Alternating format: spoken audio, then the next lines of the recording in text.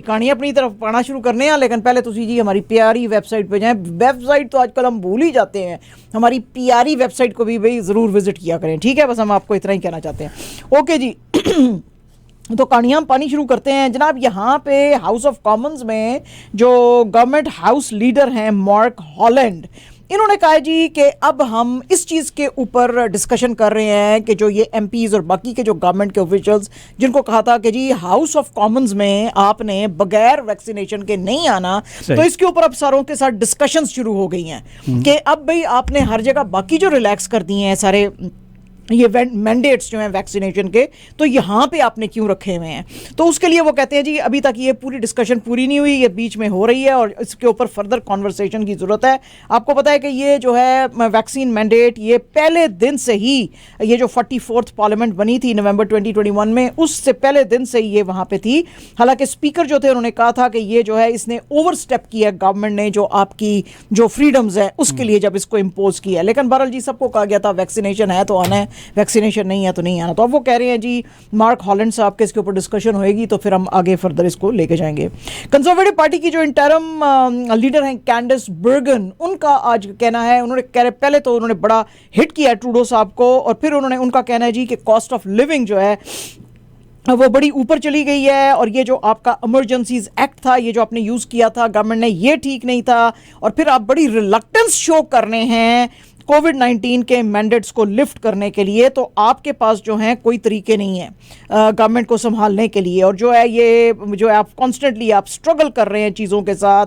Travel जो restrictions आपने डाली हैं उससे लंबी लंबी लाइनें हैं, उससे प्रॉब्लम्स हुई हुई हैं। तो आप इन्होंने एक्यूज़ किया लिबरल पार्टी को कि you are playing with politics और आप कनेडियंस जो हैं उनको दूर दूर दूर अपनी पॉलिसीज़ की वजह से करना शुरू करते हैं। अच्छा मैं बाजी को पूछना चाहती हूँ, बाजी अगर रिस्ट्रिक्शंस उठा लेंदे कोविड फैल जाता फिर तो कहना था जी आपने उठा लिए रिस्ट्रिक्शन, उठा लिए आपने इतनी जल्दी, तो ये आपकी वजह से ये फैल गया। तो पाया फिर बेचारा ट्रूडो जनती है कितने कितने जाके मंजी डाए है भाई, व्हाट इज दिस है। तो बहरहाल जी ये ऐसे उन्होंने आज बहुत सारे जो है एलिगेशंस लगाए। उन्होंने कहा कि ये तुम्हारी जो है ख़राब किस्म की लेगेसी है ट्रूडो साहब जो तुम छोड़ के जा रहे हो। ये कैंडिस बर्गर ने कहा, मैंने नहीं कहा। ट्रूडो साहब आप बड़े हैंडसम हो, मुझे सिर्फ आपसे प्यार है, मैं आपसे नफरत नहीं कर सकती। हाँ जी, हम नहीं कह रही है, अल्लाह की बनाई हुई चीज़ है। हाँ जी, हाँ जी, अल्लाह की चीज़ बनाई हुई को हम सिर्फ सुभान अल्लाह बोलते हैं। हाँ जी, उसके खिलाफ नहीं हो सकते हम, ठीक है जी। अच्छा जनाब एक 18 पेज की एक रिपोर्ट आई है एंड दिस रिपोर्ट मूर्ति बनाई ना हो जी, ये तो फिर अल्लाह की मर्जी है ना। अच्छा जी 18 पेज की एक रिपोर्ट आई है बाय ऑस्टिन कुलन और ये इन्होंने कहा है कि ये जो आपका बड़ा इसको क्रिटिसाइज किया है। उन्होंने कहा जी ये जो लॉटरियां आप चला रहे हैं ना वहाँ पे बीसी के अंदर ब्रिटिश कोलंबिया में, उसमें बहुत सारा मनी लॉन्ड्रिंग का पैसा जा रहा है। वो कह रहे हैं कि ये सारा पैसा कसिनोज जो हैं बीसी के उससे होके जा रहा है। आज असल में ये हुआ था कि एक इंक्वायरी कमीशन बिठाई थी और उस इंक्वायरी कमीशन की जो है बात सुनी जा रही थी और वो कह रहे हैं जी कि 133 डेज जो है इसके ऊपर चल रहा था, हियरिंग चल रही थी। ये जो कमीशन ऑफ इंक्वायरी बिठाई थी इनटू मनी लॉन्ड्रिंग इन बीसी, 199 इसके ऊपर जो है विटनेसेस लेकर आए थे। वो कह रहे हैं कि सिर्फ इन 2014 अलोन ये जो कसिनोज हैं दे एक्सेप्टेड 1.2 बिलियन डॉलर्स और वो कहते हैं कि this was happening right under the nose of the authorities और ये जो है कोई 10,000 के करीब जो है ट्रांजैक्शंस की और इसके अंदर जो 1881 जो इंडिविजुअल्स थे वो कैश बाय इन कर रहे थे और वो कहते हैं जी कि हर तरीके से पैसा आ रहा था। इलास्टिक बैंड्स में 20-20 डॉलर के बिल बंद होके आते थे, शॉपिंग बैग्स में, स्नैक बैग्स में, सूट केसेस में, जिम बैग्स में, कार्डबोर्ड बॉक्सेस में। तो वो कह रहे हैं इसको आपने रोकने के लिए कुछ किया ही नहीं है।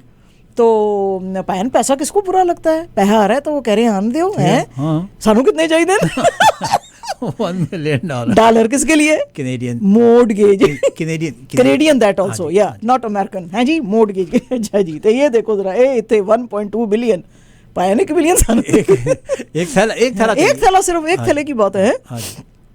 अच्छा हमारी एक तो सुपारी, किस्मत जो है ना एक हाँ, सुपारी। एक सुपारी। और हमारी तो किस्मत माजिद भाई इतनी कोई ठंडी है ना, हाँ जी। वो जी सारी जिंदगी अमिताभ बच्चन की फिल्में देखते रहे जब बच्चे थे हैं, हाँ। और सारी जिंदगी उसकी फिल्मों में ये होता था एक बड़ा सारा वो स्मगलर होता था, हाँ। और उसने बड़ा सारा एक सूटकेस पैसों से भरा हुआ होता था, हाँ। और वो किसी गरीब के घर में ऐसे फेंक के चला जाता था, हाँ। और पुलिस से बच जाता था, फिर वापस आता था, फिर वो अपना बैग वो अब जो गरीब आदमी है, वो गरीब आदमी बहुत ईमानदार है होता था, वो उसका बैग दे देता था, वो खुश होके उसमें से उसको पैसे, यानी साड़ी किस्मत में जैसा भी कोई नहीं ऐसा है। भी कोई नहीं। कोई यहाँ से कॉन्विक्ट जो है वो $1 मिलियन का बैग लेके ना भाग रहा है ना हमारे घर में फेंक रहा है। बड़ी माड़ी व्हाट इज दिस किस्मत है, हमारी किस्मत। मारी माड़ी किस्मत है। व्हाट इज दिस, ये मुझे मजा नहीं आ रहा नहीं है ना, तो ये भी नहीं हो रहा हमारे साथ। तो जी ये जनाब ये इधर देखो जरा, ये कितने जी वो चल रहे हैं। अच्छा जी लेजर पोल एक हुआ है, और लेजर पोल के अंदर उन्होंने पूछा है जो लिबरल, अच्छा इसके अंदर दो उन्होंने किए हैं, एक तो जो लिबरल और एनडीपी के जो वोटर्स हैं उनसे पूछा है कि ये जो सारे लोग हैं कंजर्वेटिव पार्टी की फेडरल रेस में, उसमें से तुम लोगों को अच्छा कौन लग रहा है। तो लिबरल्स और एनडीपी कहते हैं कि हमको जॉन शेरे और पैट्रिक ब्राउन अच्छे लग रहे हैं। ये लेजर वालों ने 1528 कैनेडियन एडल्ट्स का लास्ट वीकेंड पे लिया था सर्वे, और ये इन्होंने कहा है कि जी सितंबर 10 को जब ये अपने लीडर का अनाउंसमेंट करेंगे तो आपको कौन उसमें से अच्छा लग रहा है। तो ये इनके पास आए थे। 58% जो थे उन्होंने कहा जी हमें तो पता ही नहीं है किसको, और या कुछ ने कहा जी कि हम तो किसी को भी पिक नहीं करेंगे।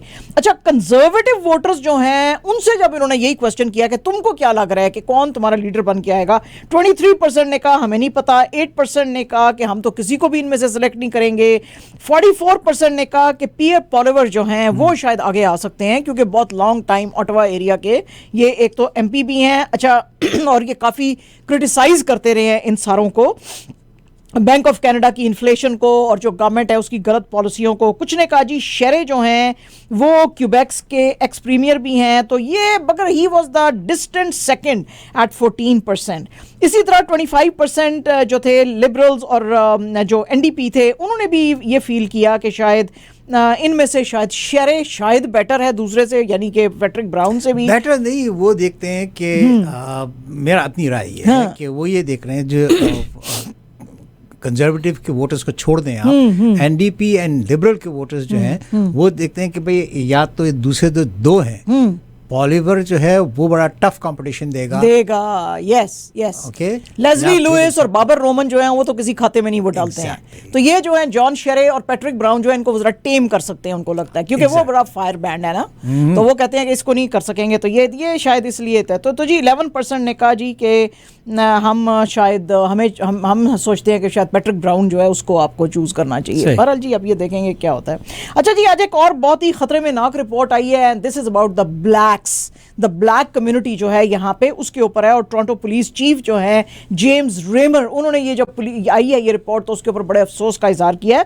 वो रिपोर्ट क्या है कि उन्होंने कहा जी कि 20 से 60% जो है पीपल ऑफ कलर ये ज्यादा पुलिस की वायलेंस फेस करते हैं जब इनका वास्ता जो है टोरंटो पुलिस से पड़ता है, और जब पड़ा था इन 2020 और उससे पहले भी और इस तरह।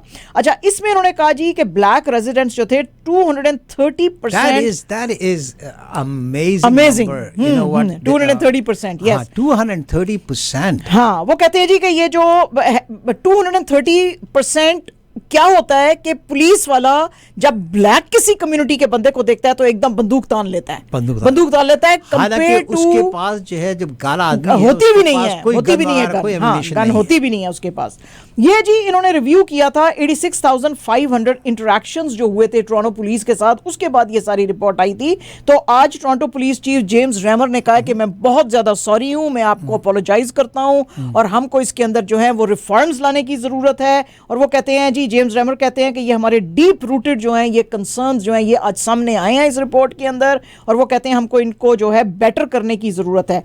इस रिपोर्ट में ये भी आया कि 39 टाइम्स टोरंटो पुलिस जो है उसने फोर्स यूज की ब्लैक्स के अगेंस्ट 2020 में, और इसके अलावा जब ये लॉ एनफोर्समेंट के साथ इनका होता है तो 220% टाइम्स ज्यादा ये जो है ब्लैक कम्युनिटी को रिप्रेजेंट करती है violence with and altercation with police and all those things. और इन्होंने जो नाम दिया ना इसको जो what James Ramer called chief James Ramer called this systematic discrimination. Yeah, systematic that is a very strong word. जी, तो वो कहते हैं कि ये इस इनजस्टिसेस को और इन डिस्क्रिमिनेशंस को हमको ख़त्म करने की ज़रूरत है।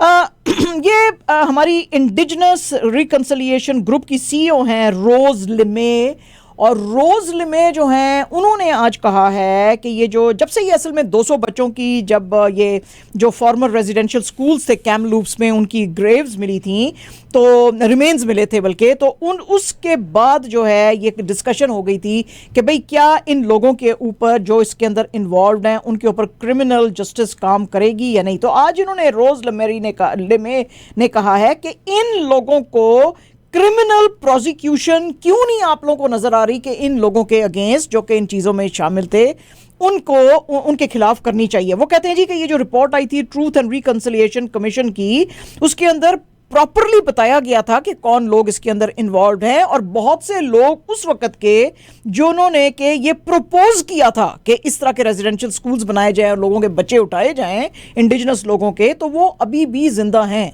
तो आप क्यों नहीं उनको जो है ये प्रोसिक्यूट कर रहे हैं, क्यों नहीं कर रहे हैं, आप उनको सजाएं क्यों नहीं दे रहे हैं? तो वो कह रहे हैं कि ये क्राइम्स जो हैं ये तो मतलब कब से ही आपके सामने आ रहे हैं। अच्छा, इसी के अंदर जो इंडिजिनस ग्रुप है इसके अंदर एक और ग्रुप है, वो कहते हैं जी कि ये चीज़ें मे बी इधर कनाडा में गवर्नमेंट लेवल पे करने की ज़रूरत नहीं है, इसको इंटरनेशनल क्रिमिनल कोर्ट में ले जाने की ज़रूरत है, क्योंकि ये बहुत बड़ा क्राइम अगेंस्ट ह्यूमैनिटी है। लेकिन जो इंटरनेशनल क्रिमिनल कोर्ट है वो इस तरह के केसेस को डील नहीं करती है। तो they are dealing with second world war के जो क्राइम्स जिन्होंने किए, हाँ, तो वो वॉर के क्राइम्स थे ना, वो अगेंस्ट ह्यूमैनिटी जी। लेकिन वो कहते हैं कि ये आपका इंटरनल पॉलिसी थी, ये पॉलिसी बेस्ड है, इसके अंदर जो है ये नहीं करते हैं। बहरहाल वो उस ग्रुप ने कहा है कि अगर नहीं करते हैं तो उनको बोलो कि वो करें, उनके पास लेके जाओ ये केसेस जो है अपनी गवर्नमेंट को कहने के बजाय। आज अल जजीरा की एक रिपोर्ट आई है जी, और इसके ऊपर उन्होंने ये जो रिपोर्ट निकाली है, this is based on freedom of information laws, जिसके के अंदर उन्होंने पूछा है, जैसे कि कल हमने आपको बताया था ना कि यूके की गवर्नमेंट बहुत सारे रुवांडन्स जो हैं उनको वापस भेज रही है, तो इसकी एक रिपोर्ट इन्होंने निकाली है कि यूके का जो होम डिपार्टमेंट है या होम मिनिस्ट्री है उसने कितने लोगों को फोर्स तरीके से जो है भेजा है, वापस डिपोर्ट किया है। तो इसके अंदर इन्होंने फाइंड आउट किया है कि बहुत सारे लोग, वैसे तो ये कह रही है गवर्नमेंट के 77 लोगों को हमने डिपोर्ट किया है, लेकिन जो रिपोर्ट है इससे भी काफ़ी ज़्यादा है ना, यानी कि नंबर जो है वो इससे भी काफ़ी ज़्यादा है। फिजा कुरैशी जो कि CEO हैं माइग्रेंट्स राइट्स नेटवर्क की लंदन बेस्ड चैरिटी है, वो कहते हैं जी फॉर द फर्स्ट टाइम ये नहीं हुआ है, ये टाइम एंड अगेन हम होम मिनिस्ट्री जो थी उसको कहते थे कि आपकी जो पॉलिसीज़ और आप ये जो लोगों को यूके बॉर्डर से डिपोर्ट कर रहे हो, ये आपकी पॉलिसीज़ और प्रोसीजर्स जो हैं ये यूके का लॉ ब्रेक करती हैं, इल्लीगल है, ये बिल्कुल गलत है, आप इस तरह से लोगों को कर नहीं सकते। और वो कहते हैं ये बहुत ही शॉकिंग रिपोर्ट है जो कि आज सामने आई है। तो आज यूके की गवर्नमेंट को बहुत जो है हिट किया गया है कि कैसे आप कह रहे हो कि हमने 77 लोगों को गलत तरीके से जो है आप ये डिपोर्ट, ये तो कह रहे हैं गलत तरीके से डिपोर्ट किया और इसको जो है रोकने की ज़रूरत है, और होम ऑफिस जो है वो उसका ये जो डिसीजन है इसको ख़त्म करने की भी ज़रूरत है। और भी आज यूके की मुश्किलें बढ़ी जब यूरोपियन यूनियन जो है, यूरोपियन यूनियन ने कहा है कि हम यूके को सू कर रहे हैं। अच्छा जी, वो सू क्यों कर रहे हैं यूके को? क्योंकि यूके का जब ब्रेक्सिट हुआ था तो उन्होंने इनके साथ एक डील बनाई थी यूरोपियन यूनियन के साथ, और उन्होंने कहा था जी कि ये जो हमारा जो गुड्स जो कि नॉर्दर्न आयरलैंड के अंदर जो है वो आती हैं उसके ऊपर जो है कस्टम्स चेक्स होने चाहिए, तो वो जो होते हैं उनको रिमूव करना चाहिए। अच्छा, अब ये कह रहे हैं कि ये इसको चेक्स को फिर से हम इंपोज करेंगे। अब जबकि इन्होंने कहा कि ये चेक्स हम फिर से इंपोज करेंगे, क्योंकि पहले तो ये बड़े मजे ले रहे थे, EU में फ्री ट्रेड जोन के मजे उठा रहे थे, तो अब अगर ये ऐसा करेंगे तो नॉर्दर्न आयरलैंड और बाकी के यूरोप को भी जो ट्रेड डील है, जो ट्रेड होती है, उसको बहुत इफेक्ट करेगी। EU के जो कॉमर्स जो वाइस प्रेसिडेंट हैं मार्कोस सेफकोविच, उन्होंने आज एक प्रेस कॉन्फ्रेंस को ब्रसल्स में कहा है कि ये इलीगल है, क्योंकि आपका जो ये डील हुई थी ये ब्रेक्सिट पे हुई थी, और आपने ये डील यूरोपियन यूनियन के साथ की थी कि आप इस तरह के चेक्स और बैलेंसेस जो है उनको आप नहीं करेंगे रिमूव। तो अब आप कह रहे हैं कि नहीं जी इनको जो है वो करने की ज़रूरत है। तो उन्होंने कहा कि ये बिल्कुल ठीक नहीं है और आप जो है अब हम आपके खिलाफ जो है वो एक्शन लेंगे। तो यूके जो है लेकिन बहरहाल यूरोपियन यूनियन का थर्ड बिगेस्ट ट्रेडिंग पार्टनर है आफ्टर यूएस एंड चाइना। तो वो कह रहे हैं जी कि अब एक्शन तो हम लेना चाहते हैं, तो अब हम लेकिन अब ऐसे कर नहीं सकते हम, तो देखेंगे अब कि क्या होता है, क्योंकि ज़ाहिर है कि ट्रेड फिर बहुत ज़्यादा जो है वो अफेक्ट होती है। अच्छा जी, आज एक बड़ी एक इंटरेस्टिंग स्टोरी है और वो इंटरेस्टिंग स्टोरी इस तरह से बनती है कि एक साउथबीज़ वाले जो हैं, आपको पता है बहुत बड़ा ऑक्शन हाउस है साउथबीज़ वाले भी, साउथबीज़ लंदन ने कहा है कि एक बहुत ही रेयर किस्म का जो फ्रांसिस बेकन ने एक पोर्ट्रेट बनाया था अपने दोस्त का, उसको हम ऑक्शन कर रहे हैं। और उन्होंने कहा कि इसी महीने में हम करेंगे। और ये बड़े, आपको पता है ये बहुत बड़े सेलिब्रेटेड पेंटर थे ये इंग्लैंड के, फ्रांसिस बेकन, और इन्होंने ये पोर्ट्रेट बनाया है अपने दोस्त Lucien Freud, not Sigmund Freud, this is Lucien Freud. वो भी बहुत बड़े पेंटर थे इंग्लैंड के, उनके। अच्छा, ये जो एक तो दो चीज़ें अब इसके अंदर, इसमें ये जो बेचा जा रहा है जिसका नाम, इसका इस पेंटिंग का नाम है study for portrait of Lucien Freud, जो कि पेंट की गई थी 1964 में। अच्छा, इसमें अब दो चीज़ें हैं, एक तो ये कि इसकी कीमत बेतहाशा जो है वो लगाई गई है। इसका सोचा जा रहा है कि ये देखें जरा कितनी माजिद भाई शोधी सी पेंटिंग है ये, और ये 42 मिलियन कहा जा रहा है कि उस पे ये बिकेगी। अच्छा, ये जिस वक्त फ्रांसिस बेकन ने बनाई थी ना, तो ये तकरीबन बनाई थी 3 इसने डिफरेंट तरह की पेंटिंग्स इसी के ऊपर बनाई थी, सेम स्टोरी के ऊपर। एक जो है वो इजराइल के म्यूजियम में है, एक जो है वो प्राइवेट कलेक्शन में है, और एक जो है ये अब उसको कर रहे हैं। अच्छा, ये स्टोरी क्यों इतनी अमेजिंग है, क्योंकि ये जो दोनों हैं, ये फ्रांसिस बेकन भी और लूसियन फ्रॉयड भी, इनको पिलर समझा जाता था ऑफ यूके कंटेम्प्रेरी आर्ट, और टिल अबाउट 1982 इनके बीच में बड़ा प्यार मोहब्बत और दोस्ती थी। फिर उसके बाद जब एक से ज़्यादा दूसरे की तारीफ होने लगी तो दूसरे को जलन होने लगी, तो फिर इनके बीच में रिवलरी शुरू हो गई। तो वो जो रिवलरी जो थी वो इतनी ज़्यादा बढ़ गई that they absolutely fail out, कोई फ्रेंड्स नहीं रही है। तो इसलिए इस तस्वीर की सिग्निफिकेंस है, क्योंकि ये तस्वीर जब दोनों के बीच में दोस्ती थी ना, तो तब ये बनाई गई थी। तो वो इसलिए कहते हैं कि ये this is a symbol of friendship lost. Wow. तो इसलिए जो है इसकी इतनी हाई प्राइस है। तो बहरहाल जी ये बड़ी आज इसके बारे में बात की जा रही है, और अब देखेंगे क्या, क्योंकि अगर आपने कोई ब्रिटिश न्यूज़पेपर्स अगर आप फॉलो करते थे 1980s के दरमियान, तो आपको पता होगा कि बहुत ओपनली फ्रांसिस बेकन जो है वो ये इसके लूसियन जो है इसके खिलाफ बातें करता होता था। और वो ब्रिटिश टैबलॉइड्स जो होते थे पूरे भरे हुए, हाँ वो मज़े लेते थे, वो पूरे भरे हुए होते थे कि इसने उसके बारे में क्या कहा, वो इसके बारे में क्या कह रहा है। तो ये I mean it's a very interesting story, फिर किसी दिन करेंगे हम। अच्छा जनाब, आज चाइनीज़ प्रेसिडेंट शी जो हैं, जो कि माजिद भाई के बड़े फेवरेट हैं और दूसरे मेरे बड़े फेवरेट हैं पुतिन साहब ठीक है ना माजिद भाई, बांट के हम काम करते हैं ना, एक आपका फेवरेट एक मेरा फेवरेट है जी। इनके बीच में जी आज टेलीफोन कॉल हुई है, और आज फिर प्रेसिडेंट शी ने कहा इनको, पुतिन साहब को, कि भाई ये जो यूक्रेन के साथ क्राइसिस है इसको आप ज़रा प्यार से आप निभाने की कोशिश करें। लेकिन इसके साथ ही चाइना ने, जैसे आप मेरे पीछे खड़े हैं ना, चाइना ने रशिया को कहा, पुतिन साहब को कहा कि मैं तुम्हारे पीछे खड़ा हूँ, ठीक है, तो तुम्हारी हम ना तो ट्रेड खराब होने देंगे ना कुछ, हम जो कुछ भी हमारे बीच में स्ट्रेटेजिक पार्टनरशिप है वो ऐसे ही चलती रहेगी, बल्कि और वाइड रेंजिंग इन्होंने स्ट्रेटेजिक पार्टनरशिप जो है उसके ऊपर जो आज डायलॉग किया, बातें किया। उन्होंने कहा जी कि हमको बहुत ज़रूरी है हम दो कंट्रीज़ को यूएस का इन्फ्लुएंस जो है वो ख़त्म करने के लिए। और वो कहते हैं जी कि ये जो है हर उस एरिया में, बल्कि आज तो इन्होंने ये तक कहा है कि हमारे कोऑपरेशन के बीच में कोई भी फॉरबिडन एरिया नहीं है। व्हाट इज़ दिस, समझ गए आप? अब बस को इशारा काफी है ना, हाँ बस ये हमने बोलना नहीं, फैमिली चैनल है मगर ये बड़ी खतरे में नाक बात है, अगर आपको समझ आ गई बगैर बोले, अगर आपको पता चल रहा है हम क्या कहना चाह रहे हैं, ठीक है जी। अच्छा, तो अभी हमने आपको वैसे बताया था कि अभी फ्राइडे को जब हम खबरें सुना रहे थे कि हमने आपको बताया था कि इन दोनों कंट्रीज़ के बीच में एक बहुत बड़ा ब्रिज जो है उसकी भी ओपनिंग हुई है to facilitate trade from Russia to China. तो वो कहते हैं जी अब इन चीज़ों को जो है हम अब फर्दर आगे लेकर जाएंगे, और ये वेस्टर्न सैंक्शंस जो हैं ये इसका कुछ नहीं कर सकती हैं, क्योंकि दोनों को फ़ायदा है। चाइना के ऊपर जो है वो उन्होंने चीज़ें लेनी बंद कर दी हैं, जिसके की वजह से आपको पता है सप्लाई चेन के बहुत मसले पैदा हो गए हैं। रशिया पे सैंक्शंस लगा दी हैं, तो अब ये दोनों जो हैं आपस में ट्रेड कर सकते हैं और जो जिसको जो चाहिए वो एक दूसरे से ले सकते हैं। अल जजीरा की एक और खबर है जी, and this also is a very very depressing news. ये अल जजीरा ने वंस अगेन ये रिपोर्ट पब्लिश की है, सेव द चिल्ड्रन। आपको पता ही एक चैरिटी है इंग्लैंड की, उससे, और इनका जो टाइटल था इनकी रिपोर्ट का, सेव द चिल्ड्रन की रिपोर्ट का, ट्रैप्ड। इसके अंदर जो है अल जजीरा ने ये बताने की कोशिश की है कि पिछले 15 साल में 4 out of 5 kids in Gaza जो हैं they are suffering from depression, sadness and fear.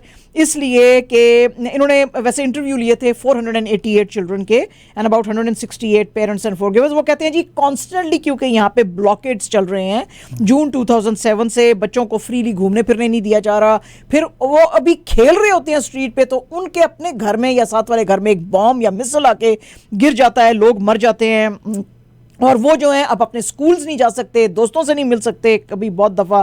तो ये पूरी जो आज रिपोर्ट आई है वो उन्होंने कहा जी कि ये बहुत ज़्यादा इमोशनल डिस्ट्रेस जो है बढ़ गया है।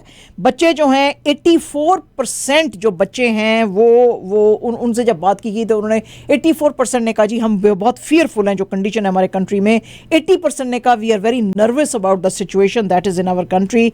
55 ने कहा कि हमारे पास बहुत ज़्यादा इमोशनल डिस्ट्रेस आ गया है, और 78% ने कहा कि हम बहुत ज़्यादा ग्रीफ जो है कर रहे हैं, जो कि हमारे प्यारे, ये देखें ये बड़ा खूबसूरत ग्राफिक जो है ये बनाया है इन्होंने अल जजीरा वालों ने। वो लोग जो हमारा देख रहे हैं तो we are very thankful to Al Jazeera, उनका ये आज हमने ग्राफिक लिया है, और ये उसमें ये सारी इन्होंने जो रिपोर्ट है आज, और ये सारे बच्चे आप इनकी एज देखें 15 साल, 8 साल, 10 साल, 12 साल, इन सब से पूछा है तो उन्होंने कहा है कि हमारी कंडीशन बहुत ही डिप्रेसिंग है यहाँ पे और वी आर वेरी सैड। तो वो कह रहे हैं जी कि ये बच्चों के अंदर ये चीज़ें सैडनेस, डिप्रेशन, मेंटल हेल्थ के इश्यूज जो है आने वाले दिनों में क्रिएट करेगी। आज जनाब जो यूरोपियन यूनियन है उसने इजराइल और इजिप्ट के साथ एक जो है वो डील इन तीनों ने साइन की है। यूरोपियन यूनियन तो आपको पता है 27 ब्लॉक का वो है ब्लॉक है, और फिर इजराइल और इजिप्ट इनके साथ की है, क्योंकि आपको पता ही है कि अब वो रशियन एनर्जी से बाहर निकलना चाहते हैं, तो अब कभी यूएई के पास जा रहे हैं, कभी कतर। तो आज ये लोग इजिप्ट और इजराइल के पास आए हुए हैं यूरोपियन यूनियन वाले। तो यहाँ पे इनकी जो यूरोपियन कमीशन की चीफ हैं उर्सुला वॉन डर लेयन, वो भी यहाँ पे थी, और उन्होंने कहा जी कि हमको अपनी रशियन एनर्जी के ऊपर जो डिपेंडेंस है उसको कम करना पड़ेगा, और फॉर द फर्स्ट टाइम ये इतनी बड़ी इन्होंने जो है वो की है, डील की है स्पेशली इजराइल के साथ। और उन्होंने कहा जी कि हमारे यूरोप के जो एनर्जी जो नीड्स हैं वो हम आपके साथ करेंगे। हालांकि आपको पता ही है कि EU अबाउट 40% गैस जो है वो रशिया से इंपोर्ट करता है। तो अब ये डिफरेंट कंट्रीज़ जो हैं, इजिप्ट है, इजराइल है, कतर है, सऊदी अरेबिया है, यूएई है, इनसे अब लेने की कोशिश कर रहे हैं। तो उसी सिलसिले की आज ये एक और भी कोशिश थी। उर्सुला वॉन डर लेयन ने आज जॉइंट प्रेस कॉन्फ्रेंस में कहा है कि इन लोगों के साथ हम ये जो डील कर रहे हैं ये कंट्रीब्यूट करेंगे यूरोप की एनर्जी सिक्योरिटी के अंदर। तो और हमें एनर्जी सिक्योरिटी ही चाहिए आने वाले दिनों में, क्योंकि कुछ जो एक्सपर्ट्स हैं यूरोप में वो कह रहे हैं कि ये लड़ाई हो सकता है कि 2 साल और चले, हो सकता है। तो इसलिए वो अभी से कर रहे हैं। अच्छा जी, बाइडन साहब ने कहा है जी कि असी थे लड़ाई वैसे भी नहीं रोकनी है जी, तो हो आज उन्होंने अनाउंस कर देता है $1 billion of military aid to Ukraine.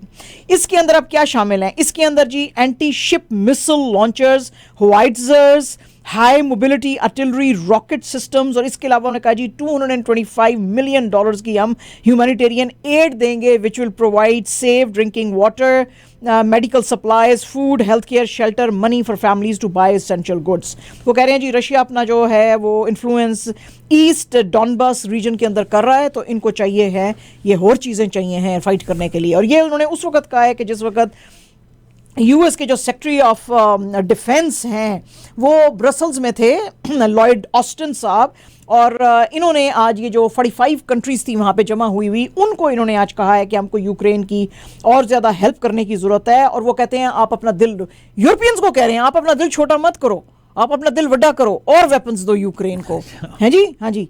तो क्योंकि हमको रशिया को रोकना है, तो वो कह रहे हैं कि यूक्रेन के लिए बहुत इंपॉर्टेंट है कि हम अपनी कमिटमेंट पे रहें, और क्योंकि इनको अपना सेल्फ डिफेंस करना है, इनको अपनी टेरिटरी बचानी है, इनको अपने सिटीजन्स बचाने हैं, और इनको हम डिफेंड करने के लिए सब कुछ देंगे।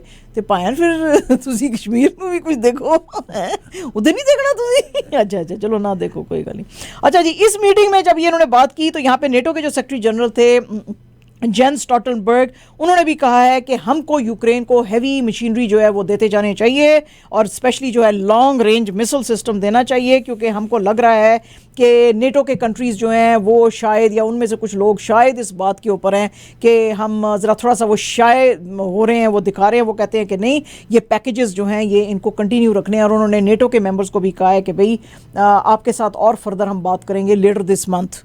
तो अभी तो ईयू को उन्होंने कहा कि नहीं घबराना नहीं है आपने, हैं जी, देंदे जाओ वेपन, देंदे जाओ अच्छा जनाब, द वायर की आज एक स्टोरी है और ये वायर की स्टोरी बहुत ही, मैंने तो समझ नहीं आ रहा कि इंडिया को हम कभी फॉलो करते होते थे बहुत सारी चीज़ों में, उनकी डेमोक्रेसी के लिए। जब हम बच्चे थे, जब हम नया नया हमने जर्नलिज्म भी सीख रहे थे हम, तो हमें बड़े भी कहते थे इंडिया की फ्रीडम ऑफ स्पीच देखो, इंडिया की डेमोक्रेसी देखो। तो हम पाकिस्तान में बैठ के इंडिया को बड़ा आइडलाइज करते थे कि देखो सिस्टम्स कैसे वहाँ पे सेट हैं और कैसे चल रहे हैं। बहरहाल जी, हूँ पता नहीं की हो रहा है।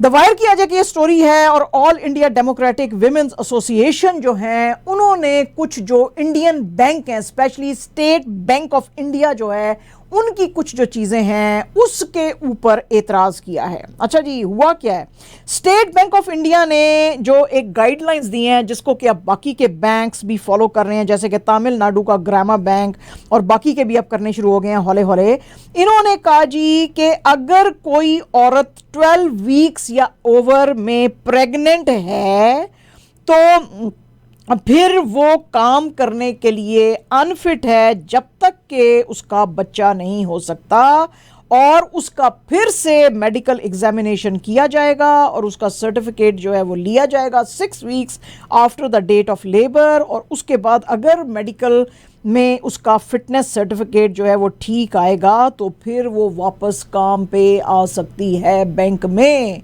वरना उसको फिट नहीं समझा जाएगा। अब इस पे तो ज़ाहिर है ख़वातीन भड़क गई, उन्होंने कहा भाई ये तो 9वें महीने में आखिरी दिन तक भी औरत जो है वो काम कर सकती है, तो आप कैसे ये इस तरह का डिस्क्रिमिनेटरी जो है वो लॉ लेकर आ रहे हैं।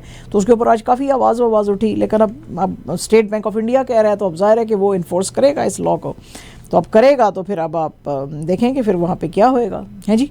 अच्छा जी, आज एक और द वायर की स्टोरी है and this is written by Nissim मना ठुकरन। और इसके अंदर जो इन्होंने कहा है कि जो कहने की कोशिश की है इस आर्टिकल के अंदर, उन्होंने कहा जी कि इंडिया के अंदर अब डोमिनेंट स्टाइल ये बनता जा रहा है कि जो कोई भी इंडिया को कहता है कि भाई तुम्हारे मुल्क में ह्यूमन राइट्स ठीक नहीं चल रहे हैं, तुम मुसलमानों को दीवार के साथ लगा रहे हो, तो वो दूसरों के ऊपर एतराज़ करना शुरू कर देते हैं। वो कहते हैं जी कि ये यूएस की ह्यूमन राइट्स एक रिपोर्ट आई थी और उसके मुताबिक उन्होंने कहा कि आप बहुत non democratic Muslim majority Nations जो हैं उनको आपने चुप कराया था और कहा था कि भाई तुम अपनी तरफ देखो। जब यूएस की ये रिपोर्ट आई थी जिसमें कि कहा गया था कि इंडिया के अंदर जो है गन वायलेंस बहुत बढ़ गई है और आपके मुल्क में हेट स्पीच बहुत बढ़ गया है, हेट क्राइम बहुत बढ़ गया है, खास तौर पे मुसलमानों के ऊपर। तो इंडिया ने यूएस को ये जवाब दे दिया था कि तुम्हारे अपने खुद के मुल्क में जो प्रॉब्लम्स चल रही हैं गन वायलेंस की और हेट स्पीचेस की, तुम अपने मुल्क के ऊपर कॉन्सेंट्रेट करो, तुम इंडिया के ऊपर कॉन्सेंट्रेट ना करो। और खास तौर पर जो non democratic Muslim majority Nations थे, जो जहाँ की जिनके के बारे में जिनको के किंगडम्स कहा जाता है, उनको तो कहा था कि बिल्कुल ही चुप करके बैठो, इंडिया के ऊपर एतराज़ करने की जरूरत नहीं है। तो वो कहते हैं कि ये जो तरीका कार है ना कि जिसमें आप कहते हैं कि हम सिर्फ अल्टीमेट मोरालिटी की अथॉरिटी हैं, उसमें there is a chance to fall या फॉल्टर। तो ये बजाय इसके कि आपके मुल्क में जो मुसलमानों के साथ किया जा रहा है या जो वायलेंस है या जो अब ये मुसलमानों के घरों को बुलडोज किया जा रहा है, इनको ठीक करने के बजाय आप दुनिया में किस किस को चुप कराओगे, तो ये तरीकाकार ठीक नहीं है, तो इसको दुरुस्त करने की ज़रूरत है। इसी तरह जनाब एक और स्टोरी आई है द प्रिंट की and this is written by Praveen Swami और इसकी तो हेडलाइन जो है वो आपका दिल काफ़ी हिला सकती है। प्रवीण स्वामी साहब की ये जो रिपोर्ट की हेडलाइन है ये कहती है यूपी पुलिस यानी कि उत्तर प्रदेश की police brutality shows Indian law enforcement remains true to its colonial heritage. Again ये सारा जो है ये उस सिनेरियो में है कि जहाँ पे मुसलमानों के घर जो हैं वो बुलडोज किए जा रहे हैं और ये जो सारी जो डिमोलिशन की जो वीडियोस जो सामने आ रही हैं यूपी के अंदर, उसमें लोगों को मुसलमानों को वहाँ पे पकड़ा जा रहा है, उनको मारा पीटा जा रहा है। फिर वो कहते हैं जी कि ये 1980 में मुरादाबाद के एरिए में ईद उल फितर पे जिस तरह 250 लोगों को पकड़ के मारा पीटा था, फिर ये मैस जो हैं वो एग्जीक्यूशंस की थी 32 लोगों की मेरठ में इन 1987। उसी तरह मुसलमानों की प्रॉपर्टी को डैमेज किया गया। फिर इनके खिलाफ जो हैं फेक एनकाउंटर्स तेलंगाना में बनाए गए फॉर किलिंग्स इन तमिलनाडु और इस तरह। तो वो कहते हैं जी कि एक वाकया इस पे वो कहते हैं, ये जो राइटर हैं प्रवीण साहब, वो कहते हैं मुझे याद आ गया कि 1890 में एक औरत थी गौसिया ठाकुरानी, तो उसको इन्होंने पकड़ लिया था और बहुत पुलिस पकड़ के ले गई थी इलाहाबाद में, मारा पीटा। और उसको क्योंकि चौकीदार जो था इलाके का, उसने कहा कि ये जो बच्चा एक मरा हुआ मिला है ये उसके अंदर डस्टबिन के अंदर, वो इस औरत का है और उसके इलेजिटिमेट रिलेशनशिप्स थे। तो जब वो फाइंड आउट किया मेडिकल एग्जामिनर्स ने, तो उन्होंने कहा जी कि ये तो खुद 7 मंथ्स प्रेग्नेंट है, तो ये न्यू बॉर्न बच्चे को कैसे जन्म दे सकती है। तो फिर उसको छोड़ा गया। तो वो कहते हैं जी कि ये सारी जो चीजें थी ये चलती थी कॉलोनियल ईरा के अंदर, क्योंकि उस वक्त पुलिस को बहुत ज्यादा जो है राइट्स दिए जाते थे और उनको कहा जाता था जी कि आपने रेवेन्यूज कलेक्ट करने हैं और अगर आपको मारपीट भी करनी पड़े लोगों से कोई, और या के जो अंग्रेज सरकार के खिलाफ कोई बोलता है तो मारपीट भी आपको करनी पड़े तो आप जो है आपको इजाजत दी जाती है। तो वो कहते हैं जी कि आजकल भी ये जो कुछ भी तेलंगाना में, मिजोरम में, यूपी में और जगह तेलंगाना में ये जो सारा कुछ हो रहा है मुसलमानों के खिलाफ, ये मुझे याद करा रहा है ये कॉलोनियल जमाने की सारी चीज कि हमारी पुलिस भी एटलीस्ट यूपी की जो है वो हमारे कॉलोनियल मास्टर्स जो हैं उनसे बहुत ज्यादा जो है वो इम्प्रेस्ड है। और इसमें उन्होंने लॉर्ड कर्जन का भी वाकया जो है वो कोट किया। उन्होंने कहा कि ये बिल्कुल उसी तरह पेश आ रहे हैं जैसे कि लॉर्ड कर्जन ने एक दफ़ा पूछा था 1901 में, जब ये पिशावर गए थे, NWFE में गए थे, तो वहाँ पे लोग जो हैं बहुत सड़कों पे निकले हुए थे इनके गोरों के खिलाफ। तो उन्होंने कहा कि इनको कैसे हम ब्रूटली हैंडल कर सकते हैं इनकी रिबेलियन को ख़त्म करने के लिए। तो वो कह रहे हैं, प्रवीण साहब कह रहे हैं कि मुझे लग रहा है कि यहाँ पे भी हमारे मुल्क में भी ये जो हैं वही कॉलोनियल ईरा की जो सोच है या लॉर्ड कर्जन वगैरह की जो सोच थी उसी के ऊपर जो है ये हमारी पुलिस भी जो है वो काम कर रही है, यानी कि यूपी की पुलिस का वो कह रहे हैं। अच्छा जनाब, आज FIR जो है FIA ने आज मनी लॉन्ड्रिंग का केस फाइनली जो है वो फाइल किया है PMLQ के लीडर जो हैं मुनस इलाई के खिलाफ, जिसका के जिक्र लास्ट वीक हमने कर दिया था यहाँ पे। और उन्होंने कहा जी कि ये लाहौर की जो FIA उसने ये फाइल किए हैं। उन्होंने कहा जी कि 2 साल इमरान खान के ज़माने में जब ये जो थे, इन्होंने इमरान खान साहब ने कहा था कि शुगर कमीशन जो है वो बिठाई जाए और पता किया जाए कि इस माफिया के अंदर कौन इन्वॉल्व है और उनके खिलाफ एक्शन लिया जाए। तो हम तो 2 साल से इसको जो है वो फॉलो कर रहे थे, तो मतलब मैं पकड़ा हमसे अब तो अब हम इसको जो है, लेकिन जाहिर है कि वो उसने चूँकि लॉयल्टी दिखाई है इमरान खान को, उसने कहा कि मैं शहबाज शरीफ के साथ, सॉरी हमजा शरीफ के साथ नहीं बैठूंगा। तो ज़ाहिर है फिर आपने उसके कटे खोलने हैं, तो आपने खोल दिया तो जी ये है। अच्छा जी, PTI की गवर्नमेंट ने एक दफ़ा से फिर से कहा है कि जी ये जो फॉरेन कॉन्स्पिरेसी थी उसके ऊपर एक कमीशन बिठाने की ज़रूरत है। और ये उन्होंने उस सिनेरियो में कहा है कि जब DGISPR जो हैं जनरल बाबर इफ्तिखार, उन्होंने कहा था कि कोई कॉन्स्पिरेसी नहीं हुई, PTI की गवर्नमेंट ऐसे ही बोल रही है। तो आज कल रात को इनफैक्ट जो हैं असद उमर साहब और शीरी मज़ारी एक प्रेस कॉन्फ्रेंस कर रहे थे और उसमें वो कह रहे थे कि हमने ये लेटर, ये सारी चीज़ें इनको दिखाई थी और फिर एक लेटर लिखा गया था जो चीफ जस्टिस ऑफ पाकिस्तान और प्रेसिडेंट इल्वी हैं अप्रैल 30 को, और उनको कहा गया था कि भाई आप ये ऐसे बिट्रेयल और हेल्पलेसनेस ना शो करें, हमारे मुल्क में एक फॉरेन जो है वो इंटरफेरेंस हुई है, इसके ऊपर आप एक्शन लें। तो उन्होंने कहा जी कि, और उसमें साफ साफ असद उमर साहब ने कहा कि उस लेटर में साफ साफ लिखा हुआ था कि अगर इमरान खान को आपने ना हटाया तो आपको बहुत ज़्यादा सख्त आपको जो है चीज़ें देखनी पड़ेंगी, हाँ कॉन्सिक्वेंसेस आपको देखने पड़ेंगे। अगर आपने इसको हटा दिया तो फिर आपको पाकिस्तान को माफ़ कर दिया जाएगा। तो आज फिर से एक दफ़ा जो है असद उमर ने कहा कि ये क्यों इसके ऊपर कमीशन नहीं बिठाया जा रहा, वो लेटर भी है, वो सारी चीज़ें भी हैं, और उस वक्त सब लोगों ने एग्री भी किया था कि फ़ॉरेन इंटरफेरेंस हुई थी तो उसके ऊपर अब काम क्यों नहीं किया जा रहा। इसी तरह जो शीरी मज़ारी हैं वो कह रही हैं कि जी उस वक्त भी इमरान खान साहब ने कहा था और अब भी हम पूछ रहे हैं कि ये US जो डिप्लोमेट्स हैं ये क्यों मिल रहे हैं दूसरे लोगों के साथ। खास तौर पे उन्होंने कहा कि ये जो PTI का जो डिफेक्टेड जो MNA है नूर आलम खान, इससे अब ये क्यों राब्ते बना के बैठे हुए हैं और क्यों इससे मिल रहे हैं, उसकी क्या वजह है। क्योंकि जाहिर है कि आपने गवर्नमेंट के ऊपर आप मिले ना, आप ये जो डिफेक्टेड जो लोग हैं उनके साथ क्या मिलने का आपका है। तो बहरहाल जी आप देखेंगे क्या होता है। आज जनाब ब्लूमबर्ग की आज एक बड़ी मुझे हैरत हुई। ब्लूमबर्ग ने बड़ी एक एस्टॉनिशिंग रिपोर्ट छापी है पाकिस्तान के ऊपर, और ब्लूमबर्ग की इस रिपोर्ट के मुताबिक जो इनकी हेडलाइन है वो कहते हैं जी कॉन्फ्लिक्ट तो कोसों मील यूक्रेन में चल रहा है, लेकिन उसका इफेक्ट जो है वो पाकिस्तान के ऊपर हो रहा है। अच्छा, बहुत ही खूबसूरती से और सटल तरीके से ब्लूमबर्ग ने, because if you can read between the lines के वो क्या कहना चाहते हैं वो आप समझ ही गए होंगे। उन्होंने ये कहा है कि पाकिस्तान के एनर्जी के नीड्स बेतहाशा खराब हो गए हैं, मुल्क आधे से ज्यादा जो है वो उसमें अंधेरे में जाता जा रहा है, और ये बहुत एक्सपेंसिव जो है पाकिस्तान खरीद रहा है। इनकी जो एलएनजी की जो कॉस्ट है वो 1000 टाइम्स जो है ये ऊपर चली गई है। और पाकिस्तान ने अभी इस एनर्जी क्राइसिस को डील करने के लिए थोड़े दिन पहले जो एक शिपमेंट एलएनजी की ली थी वो $100 मिलियन की थी, और अब इनको होले होले और लेनी पड़ेगी, जिसकी के कॉस्ट जो है $5 बिलियन को टच करेगी। तो ये इसमें पाकिस्तान जो है ये जो सारा क्राइसिस हुआ है रशिया और यूक्रेन का, इसमें ये डायरेक्टली जो है वो है अफेक्टेड है, और इसको सॉल्व किया जा सकता था।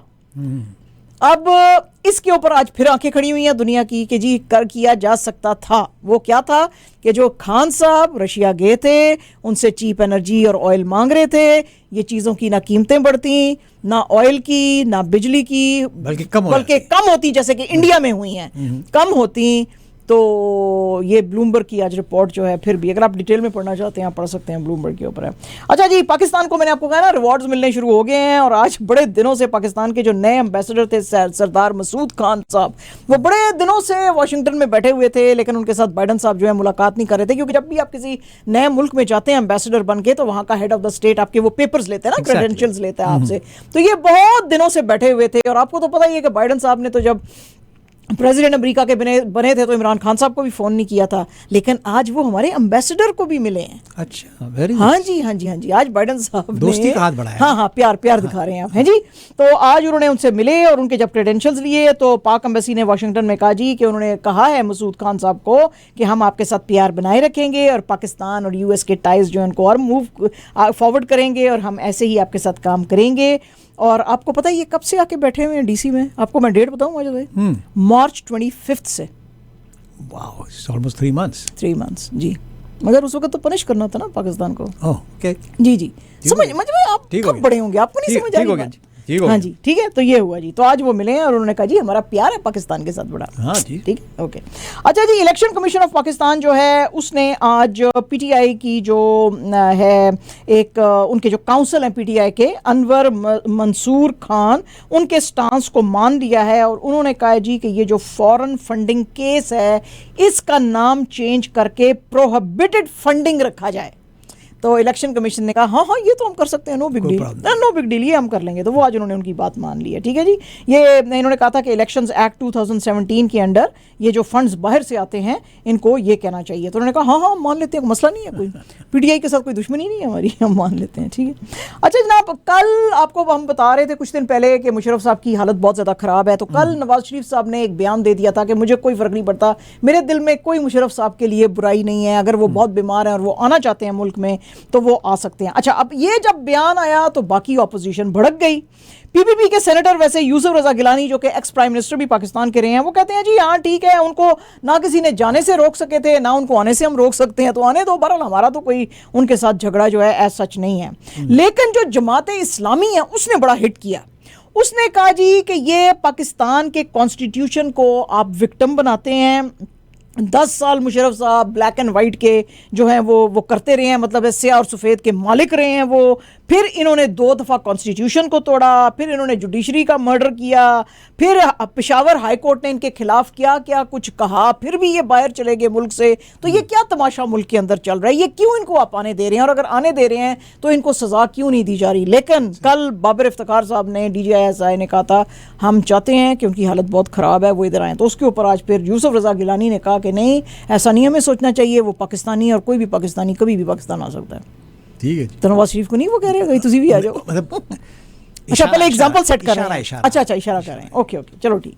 अच्छा जी, करण जौहर साहब का एक रीसेंट इंटरव्यू आया है और उसमें उन्होंने, लोगों ने कहा जी कि अच्छा ठीक है आपने सरोगेसी से 2 बच्चे तो ले लिए लेकिन आपने शादी नहीं की, क्यों किया? तो आज उन्होंने बड़ा रिग्रेट किया है। उन्होंने कहा हाँ जी बिल्कुल मैं बड़ा रिग्रेट करता हूँ, मैंने अपनी पर्सनल लाइफ के ऊपर कोई ध्यान नहीं दिया, मैं अपनी जो है वो प्रोफेशनल लाइफ के ऊपर देखता रहा। थैंक गॉड कि मेरे 2 बच्चे हैं, लेकिन मुझे लगता है कि ये काम मुझे 5 साल पहले कर लेना चाहिए था, but I put my personal life on the back seat and I put my professional life in front. तो आज इन्होंने रिग्रेट किया कि नहीं, ज़िंदगी में कोई साथी होना चाहिए, I should have found a life partner, इन्होंने ऐसे कहा। एंड जनाब स्क्विड गेम्स, माजिद भाई आपने देखी है स्क्विड गेम्स? हैं, नहीं देखी आपने? ओह माय गॉड, क्या किया आपने मिस किया, आप देखें जरूर। अच्छा जी, स्क्विड गेम्स जो है अब नेटफ्लिक्स जो है वो कह रहा है कि ये तो ड्रामा था ना, फिल्म थी स्क्विड गेम्स, राइट? वो सीरीज था। अब वो कह रहे हैं कि अब हम रियल करेंगे स्क्विड गेम्स। नहीं, उन्होंने अनाउंस किया, उन्होंने कहा कि 456 participants from across the globe have been invited by Netflix, और उन्होंने कहा जी जो गेम है, गेम की प्राइस 4.56 मिलियन US डॉलर्स है। देखकर इसके अंदर लोगों ने कहा है, और सारे जो है कंटेस्टेंट्स इंग्लिश स्पीकिंग होने चाहिए, लेकिन लोगों ने उनसे कहा है जी कि क्या आप उनको जान से मारोगे उनको? तो ये इसका जवाब अभी उन्होंने नहीं दिया। हाँ, जान से नहीं मारेंगे लेकिन गेम से निकालते जाएंगे। वो कह रहे हैं जो भी कोई पार्टिसिपेंट आएगा उसको एक तो अंग्रेजी आनी चाहिए और उसकी एज जो है 21 ईयर से ऊपर होनी चाहिए। एंड जनाब ये क्रिकेट के अंदर तो अल्लाह नजर बद से बताए पाकिस्तानियों ने धमाल मचाई हुई है, चाहे ODI है, चाहे T20 है, चाहे जो है वो टेस्ट हैं।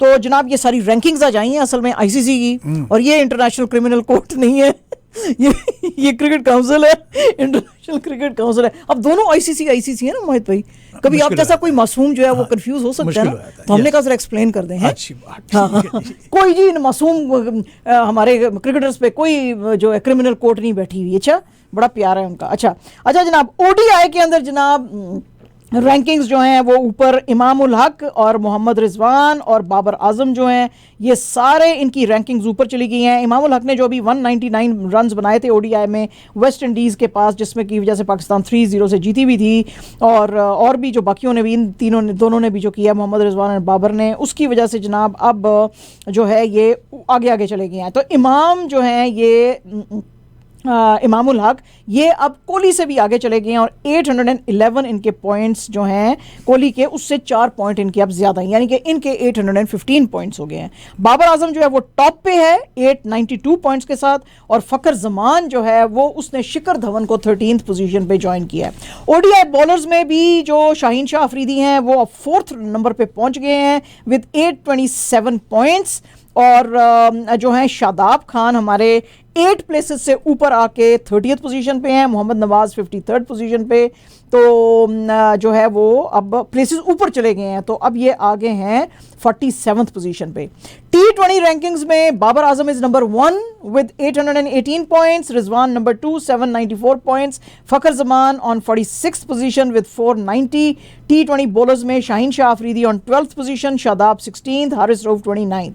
टेस्ट रैंकिंग्स में बाबर आजम 4th पोजीशन पे, अजहर अली और मोहम्मद रिजवान 18th और 19th पोजीशंस पे, Abid Ali 23rd, Abdullah Shafique 35th, Fawad Khan 42nd, Hasan Ali 15th and Mohammad Abbas 20th और यासिर शाह जो हैं 37th पोजीशन पे हैं। ठीक है जी, यानी ये बैट्समैन और बॉलर्स जो हैं मिले जुले हैं, तो ये वो हैं।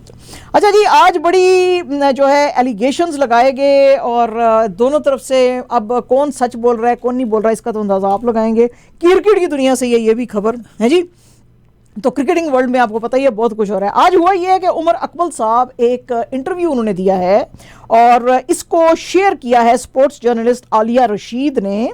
तो इन्होंने उनके शो में कहा कि जी मिकी आर्थर जो है उसने मेरे साथ बड़ा बुरा सलूक किया, जो इनका जो कोच था पाकिस्तान का, वो एक्स कोच था, और बड़ी फाउल लैंग्वेज यूज करता था और मुझे बड़ा इंसल्ट करता था और मुझे कहता था तुम जाओ तुम क्लब क्रिकेट खेलो, तुम ये इधर खेलने के काबिल नहीं हो। और उसके अलावा जो सिलेक्शन कमेटी थी उसने भी मेरा करियर जो है वो बड़ा ख़राब किया। अब जब ये बातें आई तो मिकी आर्थर तो भड़क गए।